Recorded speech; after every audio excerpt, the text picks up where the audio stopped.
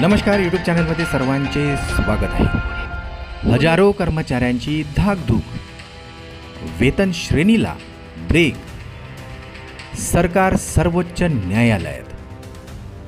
राज्य कर्मचाऱ्यांना वेतन श्रेणी लागू करण्याच्या प्रकरणाला आता नवे वळण मिळाले आहे। मुंबई उच्च न्यायालयाच्या नागपूर खंडपीठाने पात्र कर्मचाऱ्यांना थकबाकीसह पदवीधर वेतन श्रेणी देण्याचे आदेश दिल्यानंतर आता महाराष्ट्र सरकारने या निर्णयाला सर्वोच्च न्यायालयात आव्हान देण्याचा निर्णय घेतलेला आहे। चला तर पाहूया याविषयी सविस्तर अपडेट। त्यापूर्वी आपणास विनंती आहे, चॅनलला अजूनही सबस्क्राईब केलेलं नसेल तर चॅनलला सबस्क्राईब करा, जेणेकरून नवनवीन अपडेट लवकरात लवकर तुमच्यापर्यंत पोहोचेल। आणि नवनवीन अपडेटसाठी समोरील बेल आयकॉनला प्रेस करायलाही विसरू नका। अत्यंत कामाची बातमी आपल्या सहकारी मित्रांना शेअर करायलाही विसरू नका। शालेय शिक्षण आणि क्रीडा विभागाने याचिका दाखल करण्यासाठी पत्र जारी केली आहे। संबंधित अधिकाऱ्यांना आवश्यक कागदपत्रे आणि न्यायालयीन प्रक्रिया पूर्ण करण्याच्या सूचनाही देण्यात आलेल्या आहे।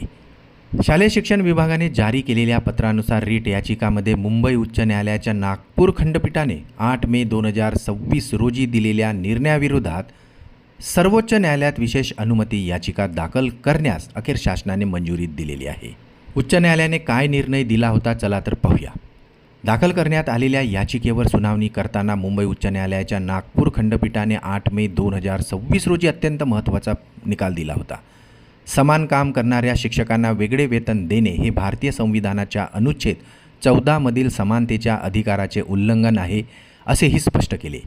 त्यामुळे सर्व पात्र विषय शिक्षकांना थकबाकीसह पदवीधर वेतन श्रेणी देण्याचे आदेश न्यायालयाने जिल्हा परिषदांना दिले होते। तसेच हा निर्णय 8 आठवड्यांच्या आत अंमलात आणण्याचे निर्देशही न्यायालयाने दिले आहे।